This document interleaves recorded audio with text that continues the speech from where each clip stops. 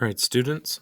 So I did just show you how to take out the white background from your drawing that you'll actually draw on physical paper, scan it, of course, take that white background out digitally.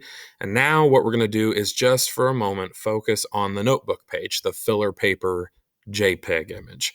On the next slide, it says go to Pixlr. It is a free photo editor. It's like a watered down Photoshop. It's something akin to like what is that? Adobe Photoshop Essentials. So then what you'll go, let's see. So let's go ahead and click on this first. Let's just explain it by doing it. I think that's going to be a little bit easier for everyone.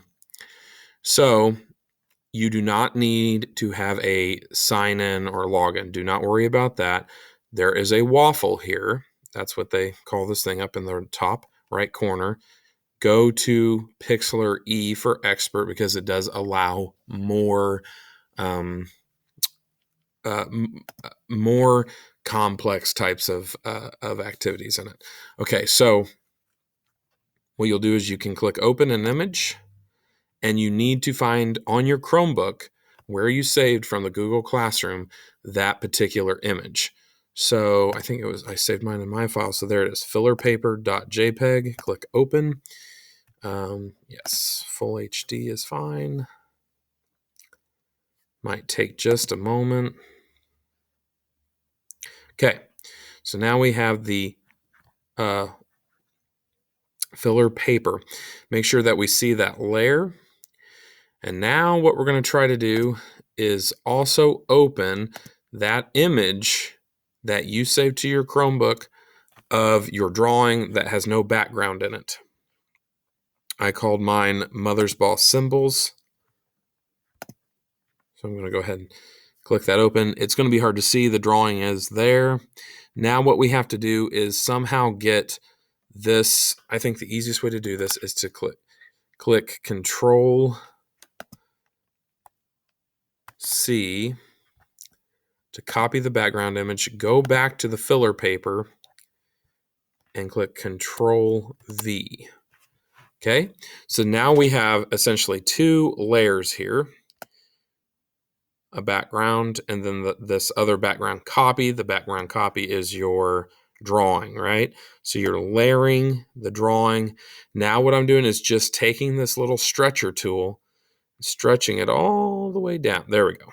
So we fill up the entire paper. If you're kind of overlapping the holes in the notebook paper, you can click on the image like this, take your arrow keys, and you can move it around just a bit. That doesn't seem to be working, so I'm actually just going to manipulate it. You can move these wherever you like.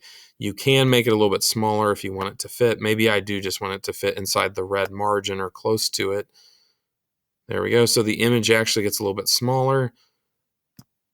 There we go. All right.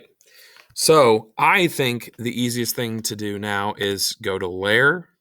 What you're going to say is add a new layer. Now this layer will sit on top, and what we're going to do is paint on this. Okay.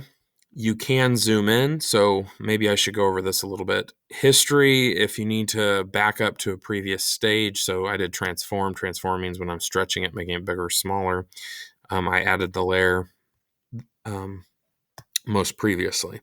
So what I'm going to do though is I'm going to go to the navigator, and zoom in with it.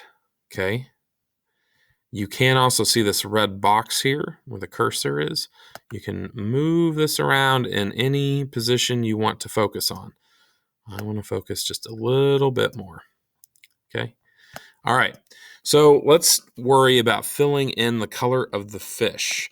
Well, I don't want my fish to be this green color. So what you can do is you can pick any color that you want. I think I want my fish to be more blue-green. I'm going to start with a darker color for the overall background. I'm going to select over here on the left the paint bucket dropper called Fill. It fills whole areas. And just make sure that you are selected on your current layer. Let's see. Layer 3 really needs moved. You want to make sure your new layer that we added, which would be called layer 3, we want to make sure that it is on the top because that's what we're going to paint on. Okay, got this selected. What I can do is hover over my cursor and I can fill it in. Ooh, and that covered my whole sheet. So that ain't going to work. Some of you are going to run into this. This is why we need, when we draw this, we do need to make sure it gets inked over. Okay, you can use pen, you can use marker, but make sure it's nice, thick, bold outlines. So I don't like this. I'm going to go ahead and click Edit and Undo or Control+Z, and it takes away what I just did.